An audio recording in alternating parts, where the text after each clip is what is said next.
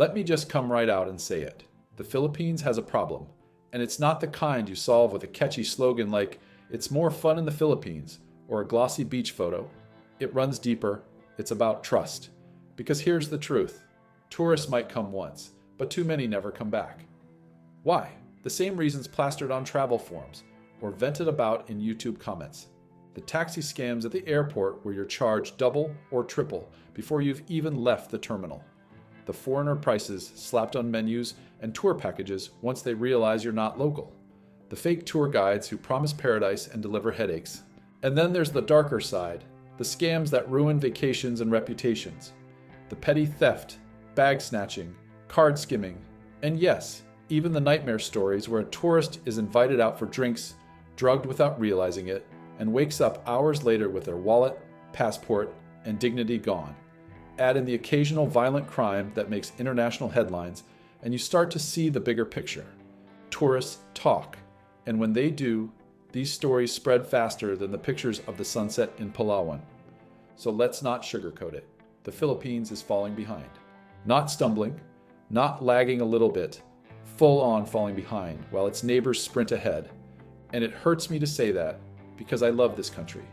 I've traveled its islands. I've met some of the friendliest people you'll ever encounter. I've seen beaches so stunning they don't even look real. But numbers don't lie.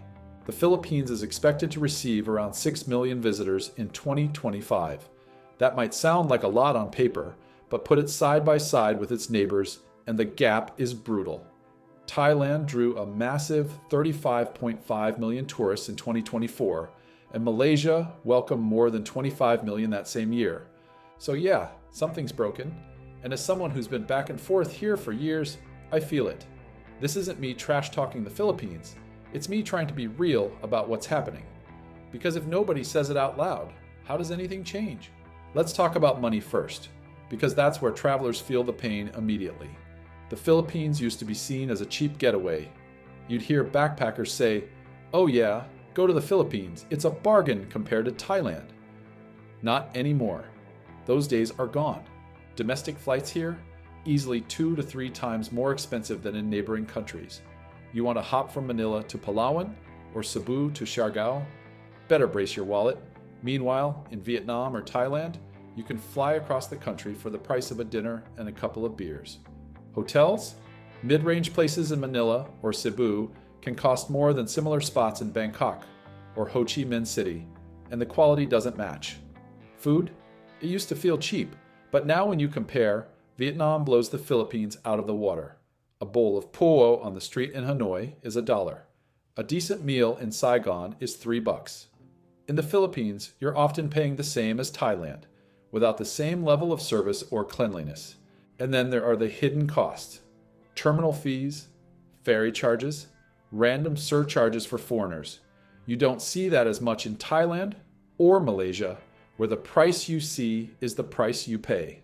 Here, it's death by 1,000 cuts. You leave feeling nickeled and dimed. Now let's get into the thing everybody complains about, but nobody really fixes. Infrastructure. The Philippines is stunning. No one's denying that.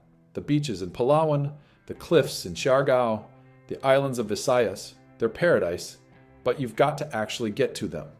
And that's where the nightmare begins. The roads? Rough.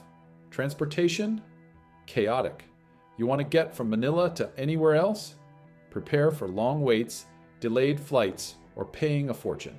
Manila's airport, Ninoy Aquino International, is consistently ranked as one of the worst in Southeast Asia. It's overcrowded, outdated, and stressful from the moment you land. I've heard people call it a disaster zone, and honestly, that's not far off. Yes, Cebu's airport is better, sleek, modern, a glimpse of what the country could have, but that's one bright spot in a system that otherwise feels broken. Compare this with Bangkok's Suvarnabhumi Airport or Kuala Lumpur International. Huge, organized, relatively smooth. The difference is night and day. And walkability? Forget it. Most cities in the Philippines aren't built for pedestrians. Sidewalks are cracked or non-existent. You're dodging traffic or stepping in mud puddles half the time. In Bangkok or Hanoi, you can walk around, explore, soak in the atmosphere. Here, you're relying on Grab or taxis, which adds cost and kills spontaneity. Then there's the issue nobody likes to bring up because it feels uncomfortable: safety. Now, let me be clear. Most of the Philippines is safe enough for travelers. The people are warm, kind, genuinely some of the friendliest you'll meet anywhere. But perception matters. And when stories hit the headlines, like that Korean tourist killed in Angeles, it rattles people. Add to that ongoing incidents in Mindanao, plus petty theft and scams in some tourist areas, and suddenly the Philippines doesn't feel like the safe, carefree paradise it wants to be. Meanwhile, Thailand, Vietnam, and Malaysia are perceived as cleaner, safer, and more organized. Even if that's not 100% the reality, perception drives tourism. And let's be real, when tourists feel uneasy, they just pick somewhere else. It's not just short-term tourists. Long-term expats are feeling it too. I've met so many foreigners who come here starry-eyed. They love the easy visas, the friendly locals, the English language, and yes, the dating scene. But after 2, 3, maybe 5 years, they start packing up. Why? Because the cracks start showing. Healthcare is weak. Travel costs add up. Infrastructure headaches pile on. Safety becomes a nagging worry. And then they visit Thailand or Vietnam and realize life can be smoother, cheaper, and healthier over there. I know couples, foreign guys with Filipino partners, who end up moving to Malaysia or Vietnam. Why? Better healthcare, better infrastructure, better value for money. That's a brutal truth. The Philippines is great for falling in love, but for building a long-term, stable life, a lot of expats eventually outgrow it. Now, before this all starts to sound like I'm dumping on the Philippines, let me say this. There's a reason people keep coming back. The people are incredible. I've traveled all over the world, and I've rarely felt as welcomed as I do in the Philippines. There's a warmth, a humor, a genuine friendliness here that you can't put a price on. English being widely spoken makes life so much easier. For digital nomads or retirees who don't want to wrestle with a language barrier, that's gold. And the natural beauty? Unmatched. White sand beaches, crystal clear waters, hidden lagoons, sunsets that feel like paintings. Those things don't disappear just because the infrastructure is messy. So yeah, there's still magic here. But right now, that magic isn't enough to compete with neighbors who are just doing things more efficiently. Here's where I've got to be real with you. I get frustrated because I want the Philippines to succeed. I want it to rise up and compete with Thailand, with Vietnam, with Malaysia. It has all the raw ingredients. But then I see the same problems year after year. Expensive flights, broken airports, chaotic cities, political instability, dual pricing. And I think, why aren't these things being fixed? It's like having a beautiful restaurant with a world-class chef, but the lights keep flickering, the floor is sticky, and the menu is overpriced. People will admire the place, maybe even stop in once, but they won't keep coming back if the basics aren't right. And here's where I've got to pause, because it's easy to rant and say the Philippines is failing, but it's more complicated than that. This is an archipelago of over 7,000 islands. Of course, it's harder to manage transport and infrastructure compared to a single landmass country like Thailand or Vietnam. Of course, costs are higher when you're flying between islands instead of taking a bus. There's also a resilience here that deserves respect. Filipinos make do with what they have, and they do it with a smile.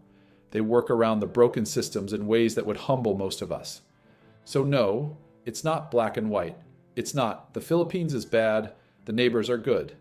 It's, the Philippines has incredible potential, but it keeps tripping over the same obstacles. Fix the airports, make arrivals smooth, organized, and welcoming. Cut domestic flight prices, or at least subsidize routes so people can afford to explore the islands. Invest in healthcare. Expats need to feel safe getting treatment here. Crack down on scams and petty theft. Protect the country's reputation. Stop dual pricing. Nobody likes feeling ripped off just for being foreign. Make cities walkable. Sidewalks, public transport, basic urban planning. It matters. These aren't small fixes, but they're the kind of foundation you need if you want tourists and expats to not just come, but stay. If the country can fix even a few of the basics, it could absolutely bounce back. Tourists want to love it here. Expats want to stay.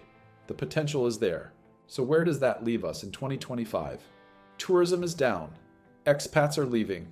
The Philippines is ranked dead last in arrivals compared to its neighbors. Costs are high. Infrastructure is weak. Safety perceptions aren't great. That's the cold, hard reality. But the story isn't finished.